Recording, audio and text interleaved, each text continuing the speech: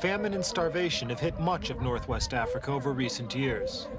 But at the core of Somalia's problem is a massive influx of refugees into one of the world's poorest countries. And this at a time of severe drought.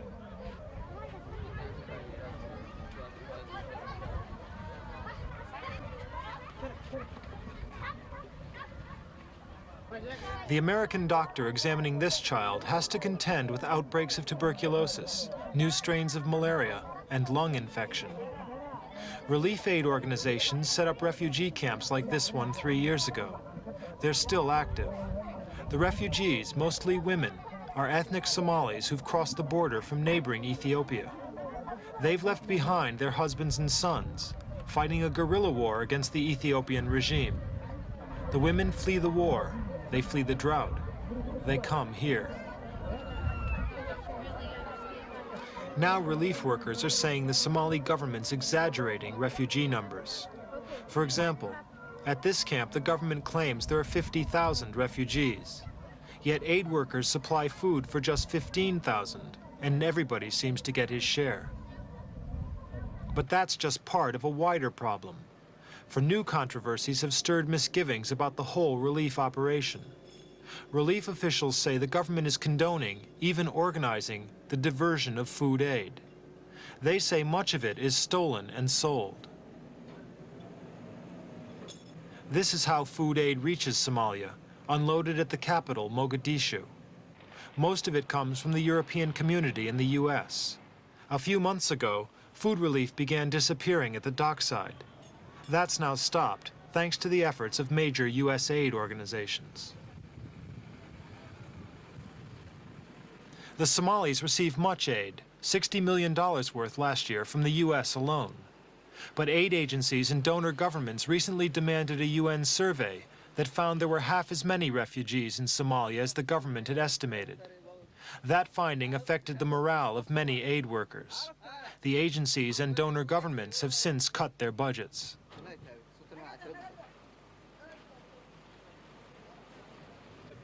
The food's transported by truck from the dockside depots to the refugee camps.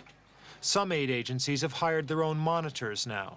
They man checkpoints where they ensure no food stolen from the trucks. For greater security, the trucks now travel in convoys.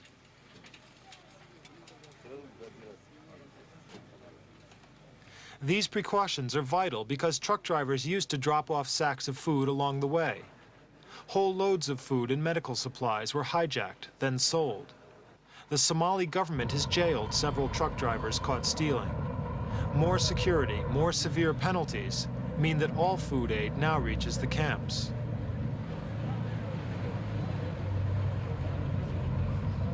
But the problems now begin at the camps themselves. Here, too, monitors supervise distribution. But aid workers complain that it's hard to know who is a refugee and who isn't. For refugees are registered when they arrive in the camps, but not when they leave. That causes confusion over numbers.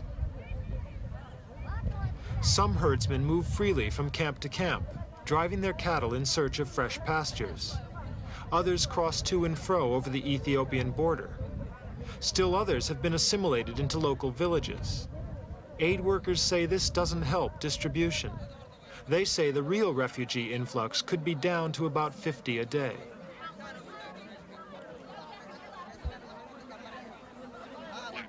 The monitors may supervise distribution, but they can't follow the food aid once they've given it. As soon as they left this food distribution point, the refugees carted off the sacks of US-donated aid, taking them for sale in the local market. Some do it to raise money for the Somali guerrillas fighting in Ethiopia. Others to buy clothing or tea and fruit for themselves. Sometimes the sacks go directly to the guerrillas as food.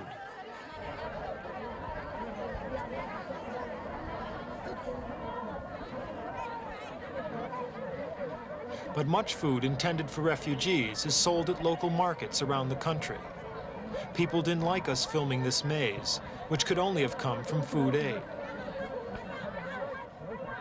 merchants leaned on food aid sacks and negotiated their price. On all of them, the distinctive wording, "Not for sale, not to be resold."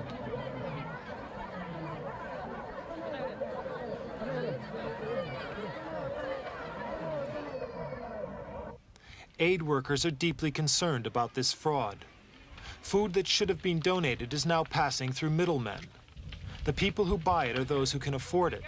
Many of the poorest, most hungry refugees are simply being left out of the distribution process.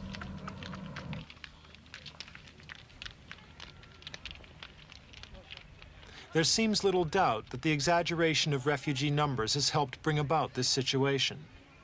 Aid workers have also been surprised by the willingness of many refugees to give much-needed food and money to the guerrillas.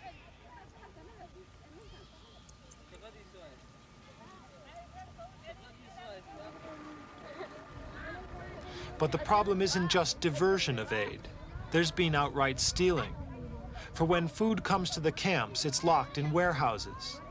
Relief officials say that at night, Somali army trucks drive up and food is taken, presumably for army and guerrilla forces. In the morning, regular distribution continues.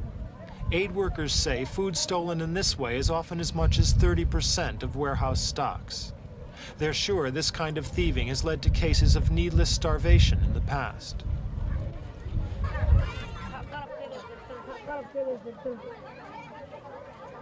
From now on, food will be directly transferred to properly guarded regional depots near the camps in an effort to cut out the stealing.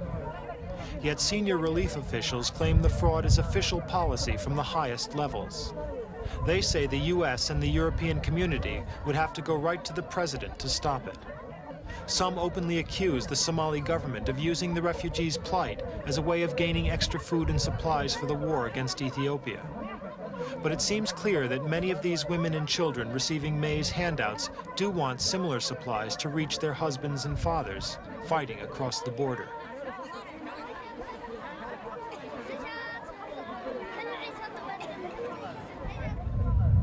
Many aid workers see examples of the misuse of aid all around them. For instance, this truck, donated by the Europeans for food transportation, but here used as a taxi.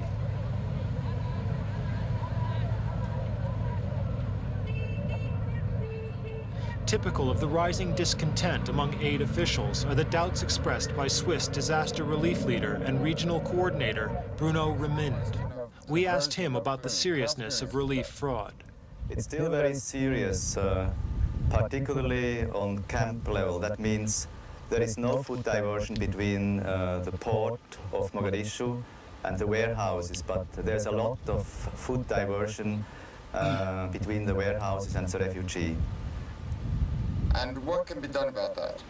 Well, not so much. It's very difficult. It's a very delicate matter to check it because it seems that food diversion between the warehouse and the refugee is somehow protected even by the authorities, especially for the food which is going to the Somali Liberation Front. The Somali refugees pose tremendous problems for their government. Their presence provokes ethnic and regional ill feeling and places a massive burden on a very fragile economy. It's under these conditions that the fraud and theft have taken place.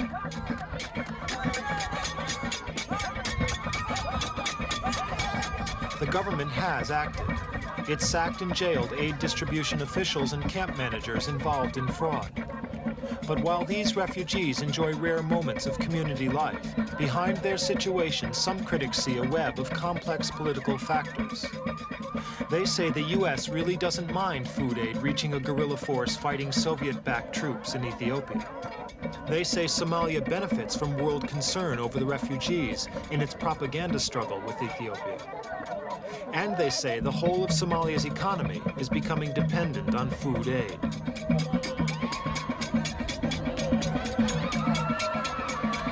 What happens in this country to these people is important because Somalia occupies a strategic location in Northwest Africa.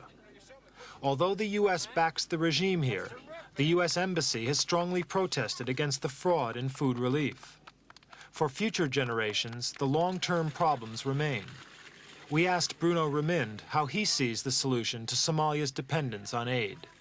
It seems that everybody does not like to think about it. So we are talking of a non-permanent situation. Many infrastructural facilities are now built, such as water piping, and wells, houses, and so on. But still, the situation must change, even if the people stay here. They should start working at least. They should work for their food. And we try to give them work, especially in the agricultural field. But while these children learn the Quran from tablets of charred wood, their fathers live far from the camps, tending their cattle or fighting alongside anti-Ethiopian guerrillas. So it's hard to see how the remaining women and children could easily be put to work. It may be that food distribution means refugees rely increasingly on aid, but self-sufficiency would mean helping this nomadic people to settle and start small farms. And it's hard to do that without encouraging them to stay permanently.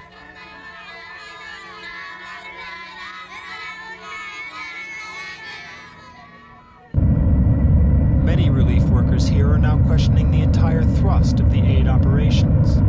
Some say the ebb and flow of refugees to this country is now actually caused by the availability of food aid.